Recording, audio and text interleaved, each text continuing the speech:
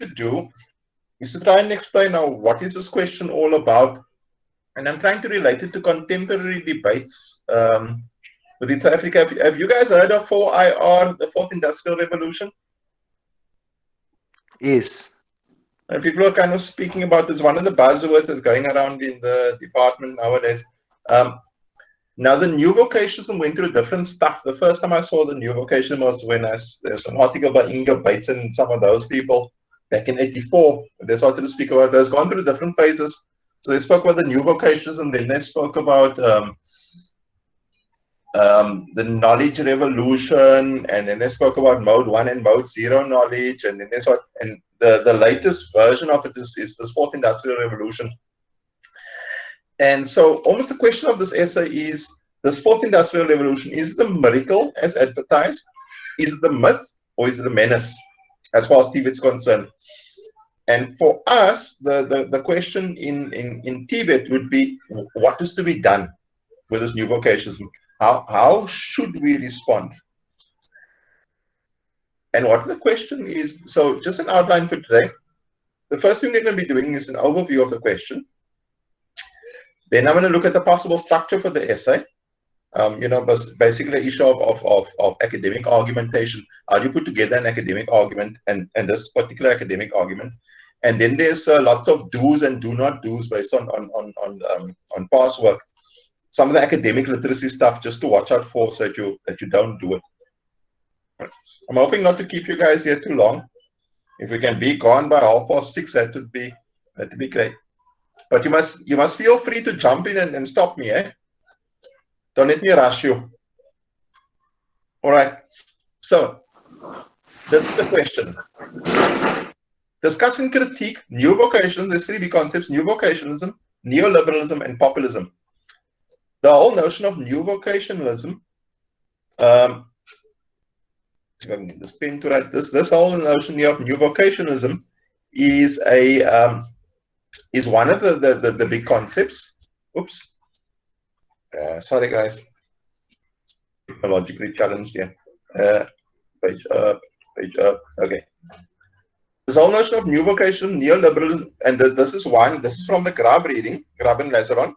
Neoliberalism and populism is from development theory, where Youngman discusses 4 different theories, of which neoliberalism and populism are 2. So in other words, you have to, based on your discussion and critique of new vocationalism, based on your discussion, compare how the neoliberals view it and how the populists view it. So to copy your subject to introduce the new vocationalism to suit their vision for a better future. In other words, there are different views. Populists and neoliberals see the new vocationalism differently. Sorry, you can't see my face now, so you're speaking out to a screen. Moving on. So this is basically what your question is asking. Let's see if I can get this thing to work. Sorry, guys. So you have to discuss, 1, the new vocationalism. What is it? How has it played itself out? What is the good, the bad, and the ugly of the new vocation? So when you're looking at the 4th Industrial Revolution, for example, and new vocation, what does Grubb say the new vocationalism is?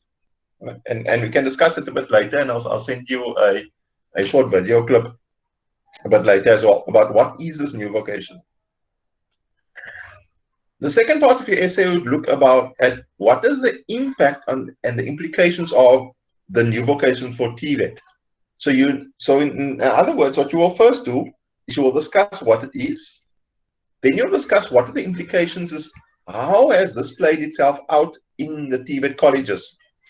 And Grubb begins to discuss this, and you'll see in the summary, what has actually happened on the ground. What has been the implications of the new vocations for colleges? And what have been the consequences? And this includes the unintended consequences for colleges. Just to give you an example quickly, one of the things that Grubb says is that the new vocation, the whole notion of vocationalism is that schools, colleges, education must prepare people for work. That's the whole premise. The new vocation, what makes it new, is that they're saying that work today is technologically different from work what it was a couple of years ago. So work requires new kinds of skills like problem solving, creativity, and stuff, not just reading, writing, arithmetic. And that's what makes it new. But it's preparing people for work. Now, that wasn't always what vocationalism did.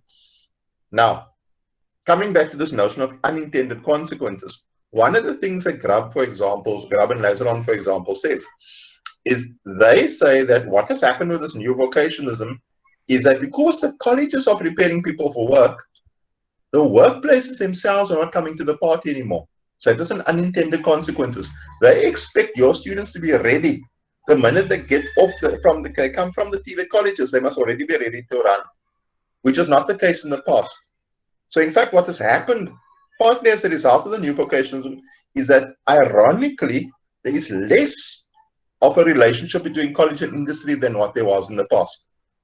This has happened especially in England, in the UK, and in South Africa, and to some extent it's even happening in Germany. All right.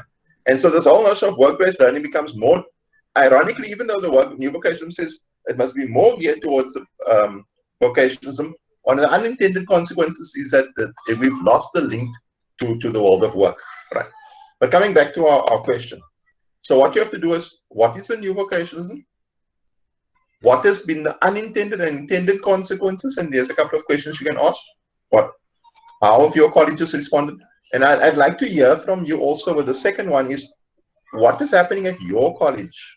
Is your college doing the new vocationalism or not? How is it responding? How is it responding to the key question of what is the relationship between industry and education? Then, having discussed the new vocationalism and its impact, now you will go to the other set of the theory. Says, now, what do the neoliberals think about this new vocationalism? And what do they say should be the way forward? Right? The neoliberals, they emphasize markets. The populists, what do the populists think about what is the neoliberalism and how do they see the way forward? And here I've given you a couple of guiding questions at the bottom. So you can see, so you need to describe what is neoliberalism and discuss it. How do they think the college should reply? Has this reply happened at your college? So you're bringing it back home. And then very importantly, evaluate. Remember the question asks you to discuss, not to just discuss it, but you must also critique. So you need to evaluate the populist view and you need to evaluate the neoliberal view and say, what do you think about it? All right. And then finally, in your conclusion, based on this whole discussion here, you must say now, what is to be done?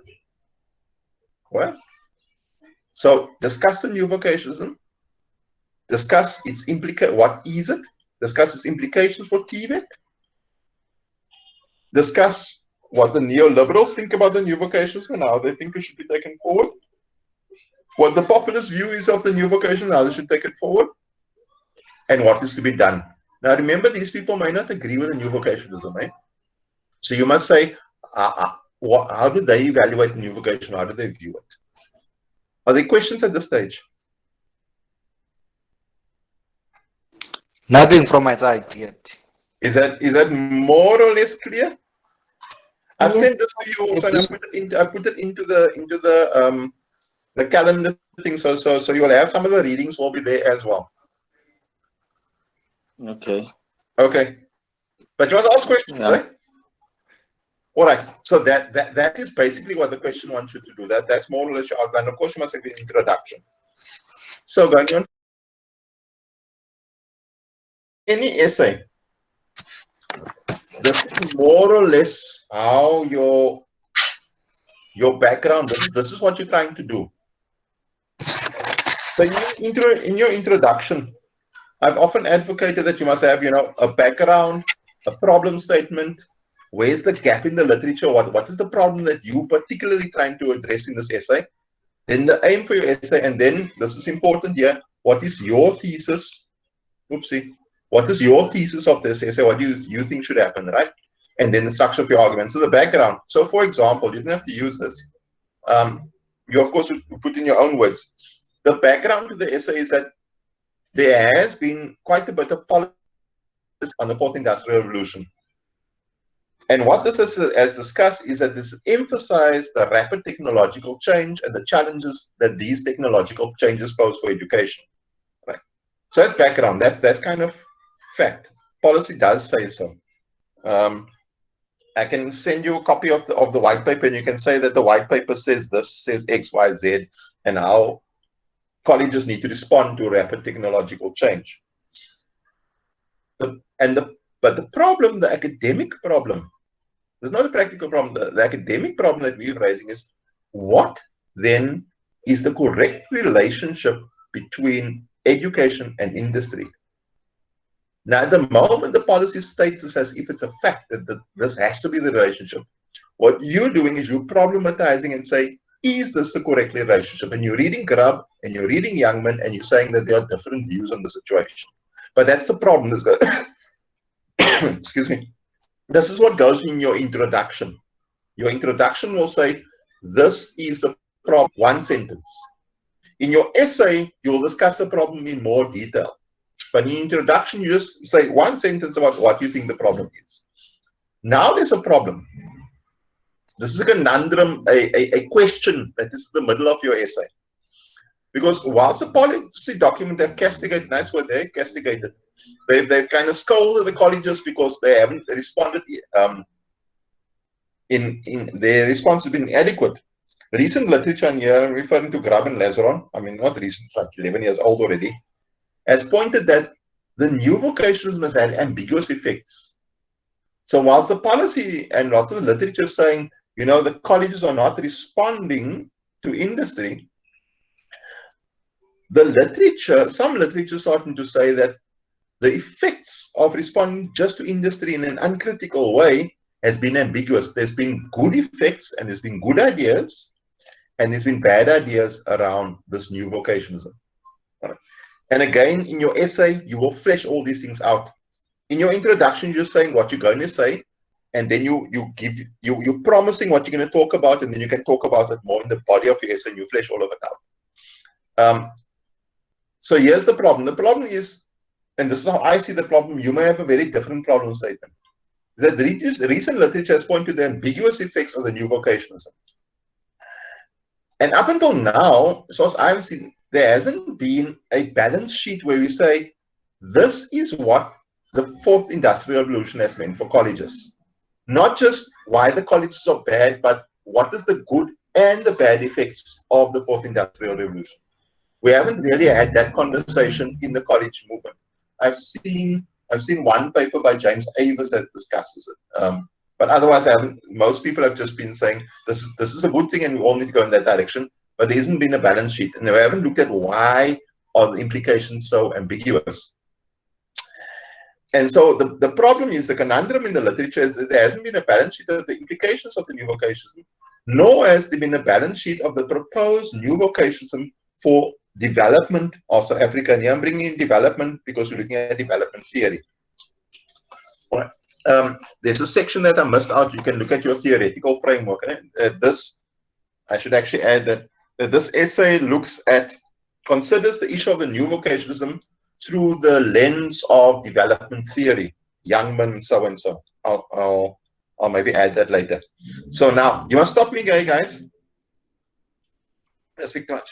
So the aim then of your essay is this essay aims to evaluate the impact of new vocationalism as an ideology and as a practice on TVET colleges.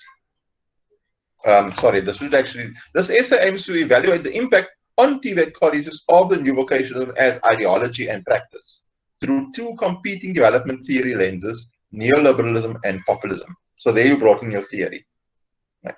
Now, and this is the important bit, what is your thesis statement?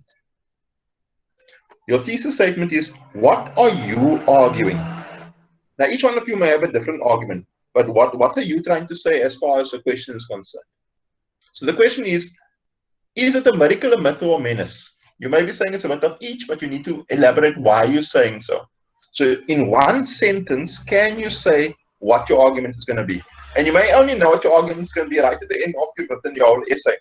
But write out now already, this essay argues that, and complete that sentence for me. You can always change it later on. But complete that sentence for me so that when you make your argument, when you write your essay, you know that this is you're required to prove. You guys did geometry at school? Right? Yes, but Remember, you're required to prove. Now, this thesis statement, that is you're required to prove. The rest of your essay is then going to provide that requirement. So you provide the background, you provide the problem, conundrum, and then your whole essay will be about proving this thesis statement using evidence, not just your opinion, using evidence. And you'll say the structure of the argument is as follows, and then you will basically follow that structure that we went. So I will first discuss the neovocationalism as a phenomenon. The second section, then I will go on to discuss the implications that it has for college, and then I will view it through the lens of neoliberalism and populism and compare and evaluate them. But be aware that neoliberalism and populism are two very different theories. They actually disagree with each other. Okay, so there's the one thing that people always believe is that academia and academic studies and research will tell you what the truth is. It doesn't. There's always more than one truth. It will tell you where the debate is. And that's what academic. And when you write your essay, you need to give some kind of balanced view. So then, any comments at this stage? Any questions? We okay? All right. So we looked at the question. Oopsie. Then we looked at, this is the overview of what your essay is trying to do. This is kind of your introduction. This is how I would have started my essay, maybe. All right. All those bits, you don't write background, problem statement, etc. You take out that bit and you write those parts of the essay.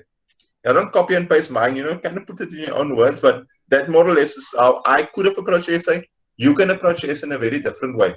But have a background statement, have a problem statement, have a gap, discuss your aim and include your theoretical lenses, and then have a thesis statement and discuss the structured argument. So those 5 elements, 1, 2, 3, 4, 5, I can't run. Those 6 elements will all be in your introduction. Right. Okay, so that is what the essay is about. Is that clear? You're going to send me questions if you have any questions. Some of the things, do's and do not do's. This comes out of the previous essays. Do not cut and paste. Don't cut and paste from Grub and put it into your essay. And do not use quotations, except maybe for definitions perhaps. All right? What you do instead is you must write the stuff in your own words and then you say, Grub said this. Because, oopsie. Sorry. Because if you don't look, because if you're cutting and pasting, I will know that you're cutting and pasting because it won't look like you're writing. Right? So paraphrase and summarize things and then put Grub in afterwards in brackets. All right? The second thing is that don't try to quote people out of context. When people say Grub states that, 9 times out of 10, they will then put in quotes what Grub has said, and then they will misquote him. They will take the piece of the quote that they like, or they will quote him, and you can see these people, you don't understand what Grub is trying to say in this paragraph. All right. If you're not sure what Grub is trying to say, you phone me. I'll even call you back. But don't say Grub states this because and say something wrong that Grub doesn't say this. All right. So what you must do is you must paraphrase and summarize. Because Grub will say something in one place and then he will contradict himself in another place. All right. So your job is to put these things in your own words. You can either paraphrase it, put in your own words, or you can summarize and Grub says this. Grub has identified these 4 areas. But the point of Grub is that you mustn't support Grub. Grub must support your argument. So you're not supporting Grub's argument. Grub is supporting your argument. Right. Mistake number 3. Do not use I will hit you. Do not use initials. When you put that stuff in brackets afterwards, WN Grub and M Lazaron say, I am not interested in initials. Are you with me? Yes. So you don't. I don't want to know that you know Walter. What's his name? W. Norton Grub. I don't want to know that you know his name. I'm not interested. I know his name is Martin Lazaron. I'm not interested.